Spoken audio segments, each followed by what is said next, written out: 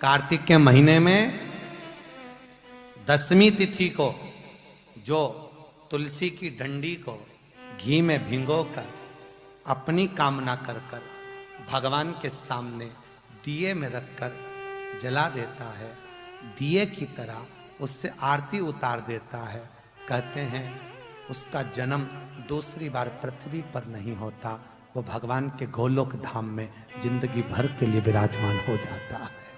जिंदगी भर के मात्र 10वीं की तिथि के लिए, केवल 10वीं। चिड़चिड़ करता है, क्रोध करता है, गुस्सा करता है, तो महाराज शंकर भगवान का श्रंभेश्वर महादेव का नाम लेकर 31 बेलपत्र, जिस व्यक्ति को क्रोध आता है उस व्यक्ति का स्मरण कर कर आखा चावल मतलब सेगे चावल के साथ एक एक बेलपत्र 31 बेलपत्र कर कर शिव जी के शिवलिंग पर समर्पित करी जाती है, मात्र 10वीं की तिथि के लिए, केवल 10वीं, चाहे उजाला की हो चाहे अंधेरे की। कौन से महादेव का नाम लेना है? श्रंभेश्वर महादेव, शिव जी का एक चित्र का भी प्रमाण। ये चित्र कौन सा? जैसे रसोई घर में हम प्रवेश कर रहे हैं, हमने कई जगह देखा है जहां जिनके यहाँ रसोई घर बने होते हैं, उनने अन्नपूर्णा माता का फोटो जहां पर बघार लगाती है, चूल्हे में छोकती है गैस के ऊपर, मैं सामने अन्नपूर्णा जी का फोटो लगा कर रखा है। ईमानदारी से बोलो, अपनी सास का फोटो चूल्हा के ऊपर लगा के बता, अरे बोलो तो सही, अच्छा लगेगा? नहीं ना। अन्नपूर्णा का फोटो कहाँ होना चाहिए? शास्त्र कहता है अन्नपूर्णा मैया का जो चित्र है, अन्नपूर्णा मैया का जो चित्र है, अन्नपूर्णा मैया का जो फोटो है, वो जहां से अपन रसोई घर में प्रवेश करते हैं, प्रवेश करते समय अन्नपूर्णा माँ का चित्र उस सम्मुख में होना चाहिए। प्रवेश करते समय हम अन्नपूर्णा का दर्शन करके अंदर प्रवेश करें, ना कि चूल्हा जल रहा है उसके ऊपर। अन्नपूर्णा मैया का प्रवेश द्वार पर क्यों? अंदर जो भी जा रहा है, अंदर जो भोजन बनाने जा रहा है, वो अन्नपूर्णा के तुल्य है, अन्नपूर्णा। पर आज के जमाने में महाराज जी रसोई घर तो हॉल के पास में बना देते हैं, सामने टीवी चलती रहती है और बहुएं भोजन बनाती रहती है। दिन भर वो नाटक में कहीं की ना कहीं की रोटी मिलती है, तो वो जो भोजन बनाए वो भी भोजन में टीवी देख देख के बनाए, तो नाटक का सारा असर व रोटी में आ जाए, तो जो खाए वो घर में 24 घंटा रोता ही नहीं ले, 24 घंटा रोता नहीं। भोजन, भजन, धन और नारी, ये 4 पर्दे में अच्छे लगते हैं। क्या क्या? जम के बोलो। भोजन, भजन, धन और नारी, ये 4 पर्दे में अच्छे लगते हैं। भोजन करो तो पर्दे में बैठ कर करो, भोजन बनाओ तो पर्दे में बनाओ, और धन भी रखना है तो पर्दे में रखिए, तिजोरी में रखिए। और भजन करना है तो गौमुखी माला भी अपने गौमुखी के अंतर्गत होना चाहिए, भजन भी पर्दे में हो, और नारी भी।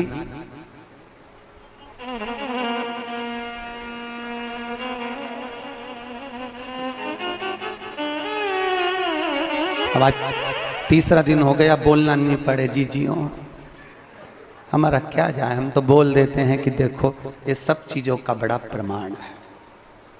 जरा सा वो भोजन, जरा सा भोजन, वो दुर्योधन ने कहा शकुनी मामा से, मामा मेरे इतने भाई मर रहे हैं और 5 पांडव नहीं मर रहे, अगर इनको मारना चाहे तो भीष्म पितामह 2 क्षण में मार दे। आखिर ये भीष्म पितामह को क्रोध क्यों नहीं आ रहा, इनको गुस्सा क्यों नहीं आ रहा? तो कहा इनको गुस्सा ना आने का कारण केवल इतना है क्योंकि भीष्म पितामह जब भोजन करने जाते हैं तो भोजन जो भीष्म पितामह करते हैं वो पर्दे में करते हैं। अगर भीष्म पितामह के भोजन पर चंडाल की दृष्टि पड़ जाए तो भीष्म पितामह को क्रोध आ जाए। तो मामा ये बताओ कि उस भीष्म पितामह के भोजन पर चंडाल की दृष्टि पड़ना है तो भीष्म पितामह तो एकांत में भोजन करते हैं, पर्दे में भोजन करते हैं, फिर मैं चंडाल कैसे भेजूं? इतने में शकुनी मामा ने कहा, भांजे तू चंडाल से कम है क्या? तेरी दृष्टि दे दे, तो तेरी दृष्टि दे। और जैसे दुर्योधन ने कहा, मामा तो मुझे चंडाल कह रहे हो? नहीं कह नहीं रहा, मैं तो प्रैक्टिकल करने की बात कर रहा हूं, प्रैक्टिकल करके देख ले। और जैसे ही दुर्योधन ने भीष्म पितामह के भोजन पर अपनी दृष्टि दी, और आज भीष्म पितामह ने संकल्प ले लिया कि कल का सूर्यास्त होते हुए अर्जुन नहीं देख पाएगा, मात्र भोजन करा और बुद्धि बिगड़ गई। ये भोजन का असर है।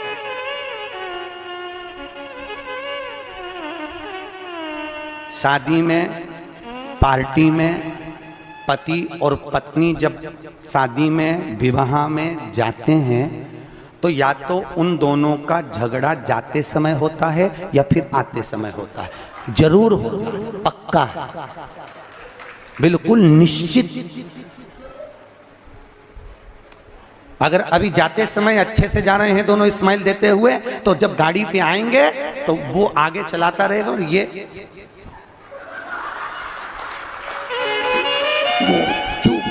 बोले आवाज तक कुछ आवाज वो बोलेगा,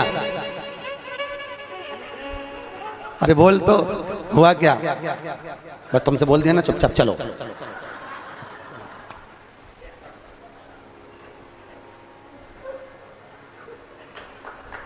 चलो चुपचाप,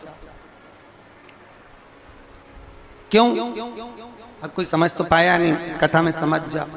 भोजन का असर है, जैसा खाया अन्न वैसा हो गया मन। हमारे अग्रवाल जी द्वारा रोज कथा के बाद में प्रतिदिन शाम को भंडारा प्रसादी रखी जाती है। क्यों? क्योंकि जो भोजन बन रहा है उसमें यहाँ की कथा का पूरा प्रेशर पड़ रहा है और वो अन्न शुद्ध होता जाता है। तो जितना खाकर जाएंगे घर जाकर भी रात में भी सपने में शंकर जी नजर आएंगे, सपने में भी भोलेनाथ दिखेगा। और शादी पार्टी में से भोजन कर कर आओगे, अब रेंदो कथा पे चले, तो सपने में भी कुछ नहीं दिखना। भोजन का जैसा खाया अन्न वैसा हो गया मन। भोजन का बड़ा असर, जैसा पिया पानी वैसी हो गई पानी, और जैसा पिया दूध वैसा बन गया बुद्ध। बुद्धि कैसे से बनती है? दूध से। गौ माता का दूध पियोगे तो गाय जैसे निर्मल हो जाओगे, थैली का पियोगे तो थैली, डब्बा पियोगे तो डब्बा। तुम जैसा दुग्ध का पान कर रहे हो वैसी अपनी प्रवृत्ति बन रही है। भीष्म गीता के अंतर्गत भीष्म पितामह ने बाणों की सैया पर पड़े रहकर अर्जुन को ज्ञान उपदेश दिया। अर्जुन, 4 तरह का भोजन बेकार होता है। अर्जुन ने पूछा, महाराज कौन कौन सा पितामह? पितामह ने कहा 4 तरह का भोजन बेकार है। पहला, अर्जुन, जिस भोजन की थाली को कोई लांग कर चले जाए वो नाली में पड़े हुए कीचड़ के बराबर है। दूसरे नंबर का भोजन, जिस भोजन की थाली में ठोकर लग गई वो कीचड़ के बराबर है। और तीसरे नंबर का भोजन, जिस भोजन की थाली में केश पड़ा हो, बाल पड़ा हो, वह दरिद्रता प्रदान करने वाला होता है। और चौथे नंबर का भोजन, अर्जुन सुन, पति और पत्नी अगर एक ही थाली में साथ बैठकर भोजन कर रहे हो तो वो मदिरा के बराबर होता है, मदिरा के तुल्य है।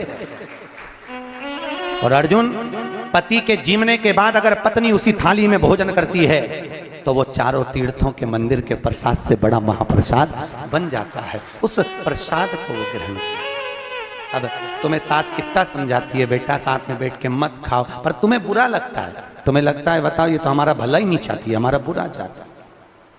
भैया वो क्यों कह रही है उसको मालूम है कि ये भोजन श्रेष्ठ नहीं होगा। हाँ, अगर दोनों को साथ बैठ के खाना है तो 2 थाली लगाओ, एक साथ बैठो, एक साथ खाओ, मना नहीं है। पर भोजन की एक थाली में दोनों को भोजन नहीं करना चाहिए।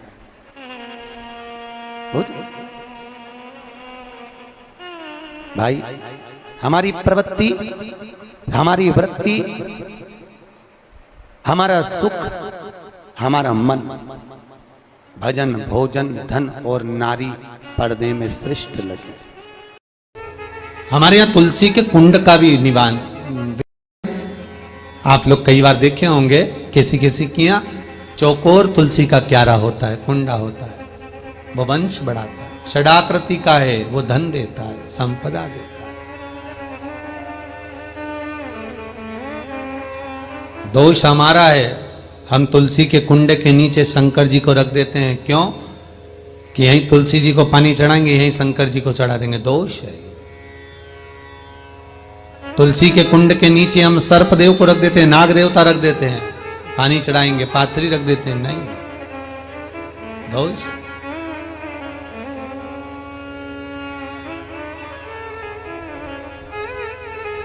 उसका दोष हम सबको, स्वयं अगर गलती करते हैं तो स्वयं को भोगना। कैसा कुंड हो, 7 तरह के कुंडों का व्याख्यान तुलसी के रूप में कहा गया है महाराज। पहला गोल, दूसरा चौकोर, तीसरा षडाकृति, चौथा त्रिवेणी, 3 कोने वाला कुंडा।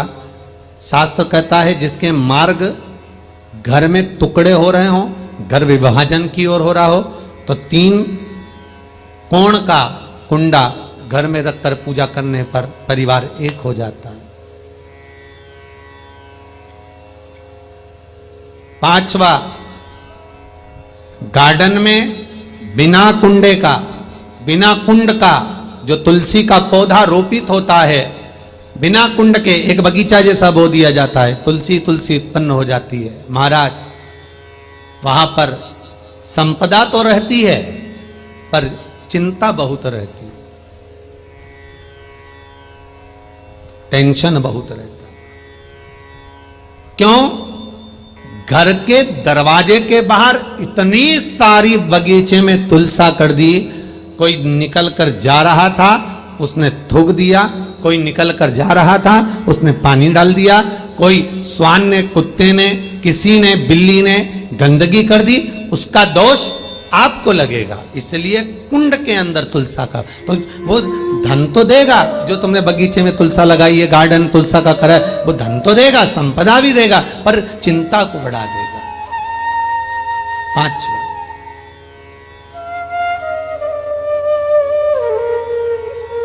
महाराज 6, तुलसी के कुंड को 3 धार पर लटका कर रखना।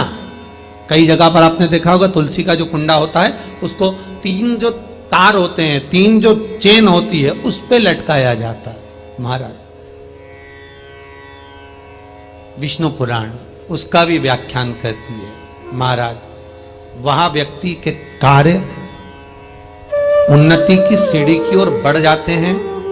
जैसे भोजन की थाली लग गई, भोजन तैयार हो गया, बस खाने बैठे हो और थाली खसक गई, समझ लेना कि तुलसी को अधर पर लटका कर रखा है।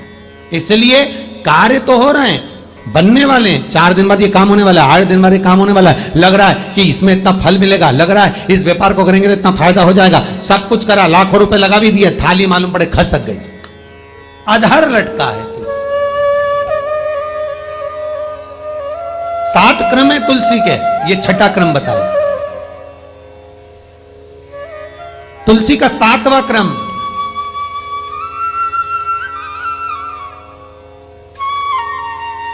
तुलसी का 7वां क्रम है। महाराज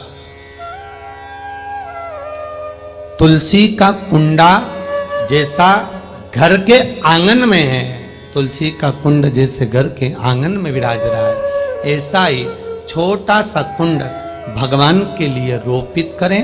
प्रतिदिन भगवान की सेवा करते समय तुलसी का कुंड सम्मुख रखकर उसकी आराधना करना, फिर उस कुंड को वापिस बाहर ले जाकर रखना, फिर दूसरे दिन पूजन के समय पर कुंड को लाकर रखना। हम तो यहां तक कहते हैं, विष्णु पुराण गर्ग संहिता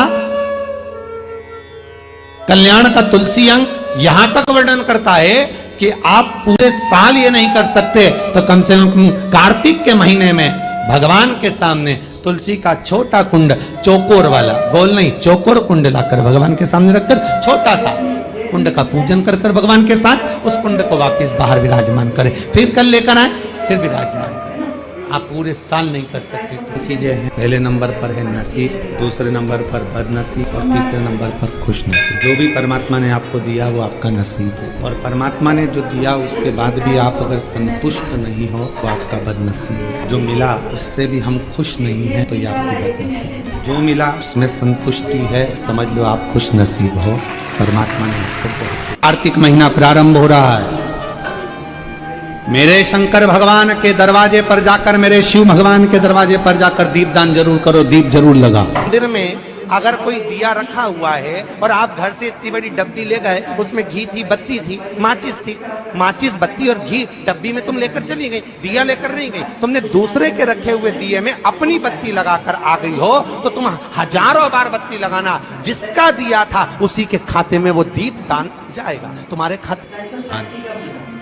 जब मौका मिल जाए, लगे आपको कि लक्ष्मी की कमी है, कमल गट्टा पानी में डालकर या कमल गट्टा शिव जी पे चढ़ाकर उसका पानी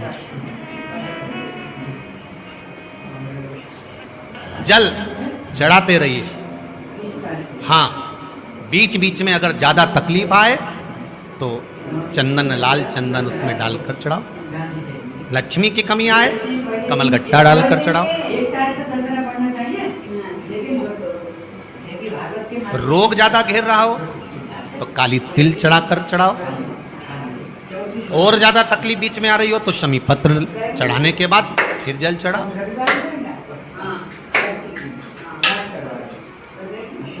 शमी पत्र का जो विधान है वो 2 बार चढ़ाने का होता है। एक बार अगर आप किसी कामना से शमी पत्र चढ़ा रहे हो तो शमी पत्र पहले शिवलिंग के ऊपर चढ़ाया जाता है, उसके बाद जल चढ़ाया जाता है। जब जल चढ़ जाए, दूध चढ़ जाए, पंचामृत स्नान आदि सब हो जाए, उसके बाद आप देवाधिदेव महादेव की जब पूजन करें, अर्चना करें, आराधना करें, शमी पत्र बेल पत्र फिर समर्पित करें, फिर पुनः समर्पित करें। शमी पत्र चढ़ाकर आप भगवान शिव के सामने आकर ब्रह्मा जी ने भी झूठ बोल दिया, केतकी के फूल ने भी झूठ बोल दिया, गौ माता ने भी झूठ बोल दिया, सब झूठ बोले, पर मेरे नारायण झूठ नहीं बोले। मेरे नारायण ने सत्य कहा कि मुझे भगवान शिव के चरण नहीं मिले, तो भगवान शंकर ने कह दिया कि हे नारायण, आपने सत्य कहा है, इसलिए आपका नाम सत्य नारायण होगा। पूरी सृष्टि में आपकी पूजन होगी और लोग आपकी पूजन कर कर फल प्राप्त करेंगे।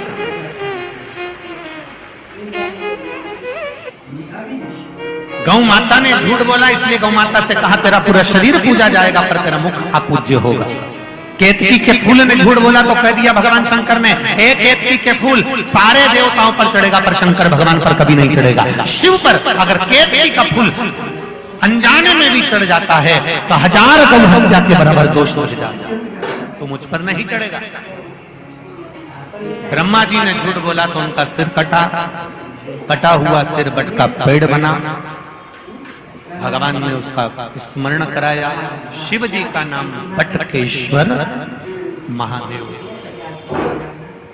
व्यक्ति के जीवन में जब कर्जा बढ़ता है, कहीं कोई व्यक्ति को धन दिया, पैसा दिया और वो पैसा लौट कर नहीं आता, तब बटकेश्वर महादेव का पूजन किया।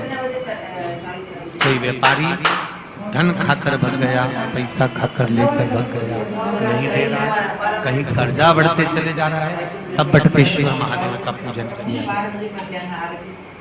महादेव का स्मरण हम तो आपसे भी कहेंगे, अगर आपको कभी ऐसा लगता है कि हमारा धन नहीं आ रहा है या पैसा अटक गया है, तो बड़ के पेड़ के नीचे अगर कोई शिव जी का मंदिर हो या बट वृक्ष के नीचे शिव मंदिर ना भी हो, बड़ का पेड़ भी अगर कहीं हो, तो 1 लोटा जल बटकेश्वर महादेव के नाम से आप चढ़ाना प्रारंभ करो और बाबा से निवेदन करो। शिव कृपा अवश्य होगी और वो धन अपना वापिस अवश्य प्राप्त होगा।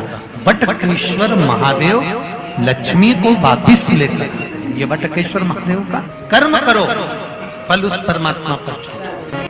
बड़ा है, उसके पास खाने तक के लाले पड़ रहे हैं, तो हम उनसे शिवालय का दीपदान हम आप लोगों से भी कहेंगे, कभी एक बार प्रैक्टिकल करो। 1 वर्ष का कोई भिक्षा मांगने वाला भी है ना, बहुत दरिद्रता उसकी जिंदगी में है, बहुत गरीब बड़ा है, उसके पास खाने तक के लाले पड़ रहे हैं, तो हम उनसे एक निवेदन करेंगे कि प्रयास, ये 7 जगह हैं जहाँ पर कभी एक जगह का नियम बना लो, या तो बेलपत्री के पेड़ के नीचे, या शमी के वृक्ष के नीचे, या पीपल के वृक्ष के नीचे, या आंवले के वृक्ष के नीचे, या बट वृक्ष के नीचे, या शंकर भगवान के शिवालय में, या अपने घर के दरवाजे के बाहर।